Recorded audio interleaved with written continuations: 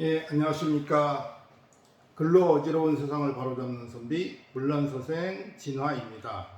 오늘도 공직자가 꼭 알아야 할 건강구먼 두 번째 시간을 갖도록 하겠습니다.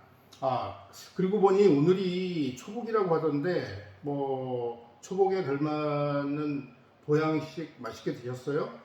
저는 소나 돼지나 닭을 잡는 대신 집시실에 앉아서 작두로 조카의 목을 자른 포청천 이야기를 살펴보고 있었습니다. 소, 닭, 돼지 대신 탕가놀이에 목을 치는 얘기가 더 통쾌하고 더 재미있게 느껴지네요. 자, 제2화 작두로 조카의 목을 자른 포청천. 이 이야기에 딱 들어맞는 오늘의 거강구먼을 어제 살펴본 언급한 바 있는 관잠지배라는 책에서 뽑아보았습니다. 자, 한번 읽어보도록 하죠. 부거간 수직이 공정위선 공즉 불이사소혹 정즉 불이사소미 후机关 守职以公正为先公者不为私所惑，正者不为邪所昧。 자, 이 부자 보통 지아비로 husband, man, 사내를 뜻할 때 우리 한국 발음에서는 구별이 안 가요. 다 부인데 이 중국 발음에서는 husband라든가 man으로 쓸 때에는 후 해서 일성으로 있습니다. 그런데 감탄사, 무릇, 대저, this or that 이렇게 지시사로 쓸 때는 이성 후라고 읽어요. 그래서 여기서는 후가 아니고 후 이렇게 읽습니다. 무릇 벼슬살이를 하면서 직무를 지킴에 공정을 우선으로 해야 하나니 공평하면 사사로움에 미혹되는 바가 없고 올바르면 간사함에 영합되는 일이 없다. 자, 그리고 바로 이어서 원래 이게 쭉 이어진 얘기인데 글씨 한 페이지에 몰아서 쓰면 글씨가 작게 보일까봐 두 페이지를 만든 거예요. 그래서 범행사석 사사자 개유불공정 고야凡行事设写事者皆有不公正故也。 무릇 이 일을 하매 간사함과 사사로움에 관련되는 것은 모두 공정하지 않는 까닭이다. 공정하지 않기 때문이다.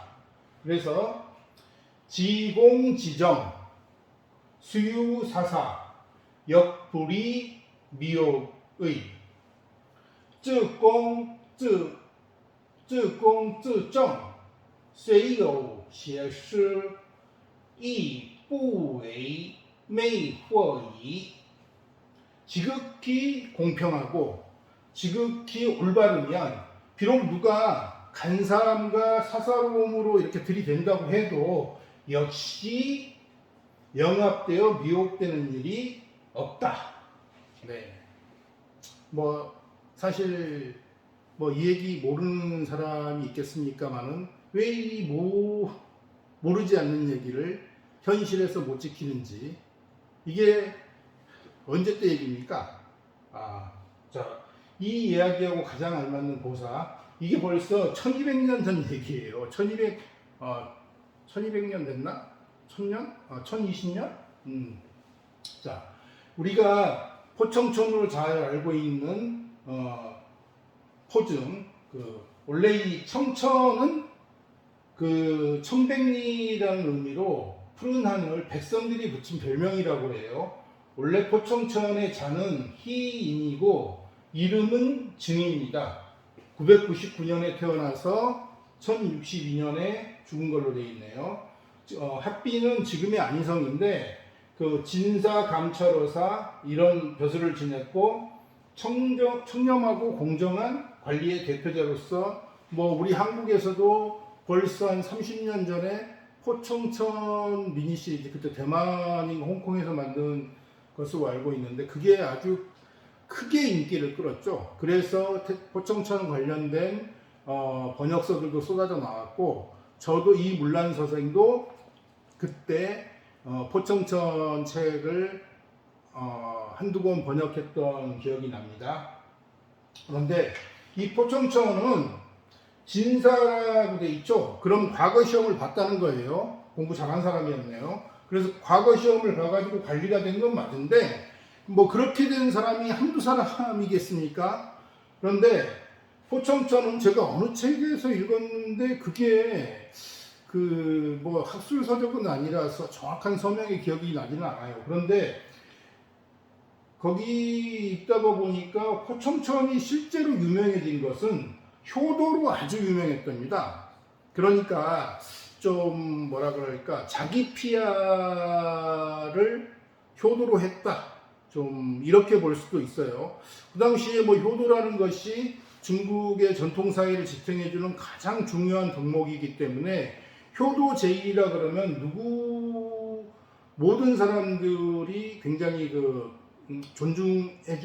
존중받는 효도를 잘하면, 그래서 결국은 황제라든가 윗사람의 귀에까지 들어가게 되고, 그래서 포청천 같은 경우는 진사이기도 했지만 바로 효도를 잘해가지고 그 뒤에 어떤 출세의 길에 좋은 영향을 받은 것으로 생각됩니다. 그런데 오늘 우리가 하려는 얘기, 뭐 그 연속극이라든가 이런 대목에서 개작두를 대령해라, 뭐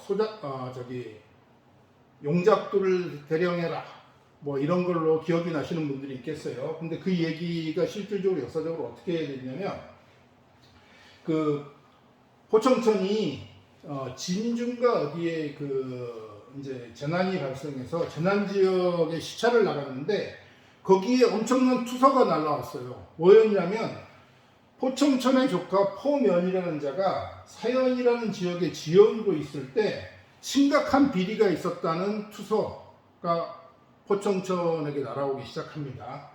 그게 뭐였냐면, 그 심각한 비리의 내용이 구휼미를 횡령해가지고 정말 그 구휼미를 횡령해서 그걸 제때 받아먹지 못한 백성들이 죽고 거의 죽을 지경에 빠져서 큰 고난을 당했다는 거예요. 이 얘기를 듣게 된 포청천 어떻게 했을까요? 포면을 불러다가 문제를 합니다.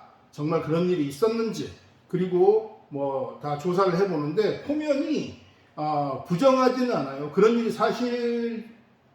있었다는 겁니다. 그런데 여기 포면은 영악하게 자기 어머니를 들먹이면서 포청천에게 한 번만 딱 봐달라고, 용서해달라고 합니다. 근데 왜 어머니를 들먹였을까요? 참, 원래 사악한 사람들이 머리가 좋은 건지 사악한 건지. 자, 원래 포청천은 어린 시절에 그 형님의 부인, 즉 형수가 포청천을 길렀다는 거예요. 그래서 형수가 포청천에게는 어머님이나 다름없는 존재였습니다. 그러니까 조카는 자기 어머니 얘기를 하면 포청천이 그 어떤 사적인 정에 못 이겨서 그래도 자기 어머니 얼굴을 봐서 자기를 용서해주지 않을까, 이렇게 기대했던 거죠. 그런데 포청천은 도리어 조카가 관리로서 큰 죄를 졌으니까 사사로운 인정으로 감싸면은 안 된다, 그런 공적인 차원에서 단죄해야지 된다, 이렇게 찾아온 형수를 도리어 설득을 합니다. 형수님도 심지가 강건한 사람이라서 비록 자기의 아들이지만은 포청천의 처교를 따르기로 합니다. 그렇게 해서 결국 포청천은 법대로 조카의 목을 작두로 잘라버립니다. 이것과 직접적인 연관은 없지만 그때 포청천의 이 작두 관련해서 아주 재미있는 장면이, 원래 이 사형기구인 작두에 세 종류가 있었어요. 용작두, 호랑이작두, 그리고 개작두인데, 황족이라든지 왕족이라든지 이런 사람들이 죄를 지으면은 용작두로 목을 자르고, 그리고 호족이라든지 귀족이라든지 고위관리라든지 이런 자들이 사형에 준하는 죄를 저지르면 호랑이 잡도로 목을 자르고, 서민, 평민들이 죄를 저지르면 개잡도로 목을 잘랐어요. 근데 그때 포청천 그 드라마에서 황족 출신의 누가 큰 비리를 저지르다 결국 사형을 받게 되죠. 그런데 포청천이 개잡두를 대령해라 이럽니다. 용잡두가 아니고. 그러니까 그 사형당한 그 왕족이 아니 나는 황족인데 왜 개잡두로 죽이려 하느냐 하기를 이제 그렇게 그 항의를 하죠. 그래서 그때 바로 포청천이 한 말이, 너는 황족 출신이 맞지만 너의 행실은 서민만 또 못하기 때문에 그래서 그 아래는 없고 서민의 형을 집행하는 데 쓰는 개잡두를 쓴다 해서 개잡두로 그 황족의 목을 잘라버립니다. 자, 포청천은 이렇게 평소의 판결이 이렇게 단호했기 때문에 그 당시에 귀척과 황관도 뭐 권력을 갖고 있는 그런 외척이 됐건 귀족이 됐건 뭐 친척 외척이 됐건 황관이 됐건 꼼짝을 못했다는 거예요. 그래서 당시의 서울인 송나라의 서울인 개봉에는 이런 말이 나돌았답니다. 관절부도 유염나 포로 관지의 부따 여우 옌로 빠오라오. 이게 무슨 뜻이냐면 청탁이 이루지 못하는 것은 염라대왕과 같은 포청천이라고 하는 늙은이가 있기 때문이다. 이 말이 그때 그 송나라 수도인 개봉의 유행어였다고 해요. 자, 그러면 뭐 그 앞으로 이 그 북송 남송 뭐 간단한 역사 상식입니다. 모두 다 알고 계시겠지만 또 그래도 기억이 잘 안 난다든지 모르는 분도 계실 거고, 앞으로 자주 이 그 북송 남송 얘기를 하게 될 것이라서 잠시 짚고 넘어가겠습니다. 그 방금 이 기준에 따르면은 그 포청천은 북송 사람이에요. 근데 이제 이 북송과 남송은 서안과 동안처럼 같은 나라가 또 전기 후기로 나눠지는 건데, 원래 당나라가 멸망한 이제 907년에 그 난세가 시작돼요. 중원에 유목민족들이 들어와서 여러 나라들을 세우는데, 여기 보면 이 쭉 횡으로 그어진 여러 색깔들이 나라들을 표시합니다. 굉장히 복잡하죠. 5대 19기 시작됩니다. 그렇게 해서 약 50년 동안 천하가 혼란스러운 난세가 지속되다가 960년에 송나라 태조인 조광윤이 난세의 종지부를 찍어요. 자, 여기서는 그 모습만 보시면 됩니다. 그렇게 해서 송나라는 1279년까지 지속이 되는데, 여기도 그 북송과 남송으로 나눠지는 게, 북송의 도읍은 당시에 동경이라고 불렀고 지금의 개봉을 말합니다. 그리고 남송의 도읍은 양자강 아래 그 당시에 이만이라고 불렀고 지금은 항주에 해당되는데, 이 북송과 남송이 왜 구별되게 되냐면 1126년에 정강해변이라는 사건이 일어나서 금나라가 쳐들어와서 북송의 수도인 개봉을 함락시켜요. 그리고 그 휘종하고 흠종 두 황제를 포로로 잡아서 끌고 가버립니다. 그렇게 해서 북송이 멸망됐는데, 바로 흠종의 아우 그때 강왕이 나머지 사람들을 이끌고 전부 강남으로 가서 이 이만 여기에서 다시 송나라를 재건하는데 그걸 남송이라고 해요. 그래서 앞으로 송나라 그러면은 한나라 그러면 전한 후한 서한 동한으로 나누어서 살펴보시지, 송나라도 북송과 남송으로 구별된다는 거, 이거에 염두에 두시고, 자, 그러면 아까 한 말은 그 사실 그 관잠지교라는 책에서 뽑아낸 건데, 포청천이 직접 한 말은 아니에요. 다만 그 관잠지교에 있는 말에 가장 좋은 사례가 포청천의 사례이기 때문에 그 뽑아서 얘기를 한 거고, 마지막으로 오늘 살펴볼 것은 포청천이 직접 만든 가운이에요. 그 염라대왕 같은 포청천이 어떤 가운을 만들었는지 보시죠. 후세 자손 사환 여우 범장자 부득 방기 본가. 자, 여기서 끊어 보겠습니다. 后世子孙世患有犯障者不得返归本家. 후세에 나의 자손이 벼슬을 하며 뇌물을 받는 범죄를 저지른 자가 있으면 지 멋대로 본가로 돌아와서는 안 된다. 돌아올 수 없다. 망몰지후 부득 장어 대영 지중 왕어 之后不得葬于大营之中. 자, 이게 죽은 뒤에, 이게 죽을 몰자예요. 죽은 뒤에도 대영, 영은 무덤 영자, 그렇게 해서 여기서는 선산이라고 번역하면 되겠습니다. 일종의 가정명. 선산 속에 묻어서는 안 된다. 살아서도 마음대로 집에 돌아오지 말고 이런 뇌물을 받는 범죄를 저지른 자들, 죽어서도 선산, 가정묘에 묻어서는 안 된다 하고 마지막에는 거의 이제 협박적으로 얘기를 하네요.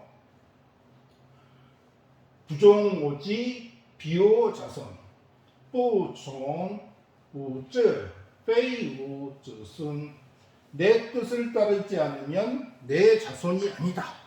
포청천이 직접 만든 가운이었습니다. 자, 그럼 오늘의 거강금은 한번 마지막 읽어보고 또 포청천 가운도 한번 다시 읽어보고 마치도록 하겠습니다. 두 거관 수직 이 공정 위선 공즉 불이 사소혹 정즉 불이 사소미 두 지간 手指以公正为先公者不为私所惑正者不为邪所昧.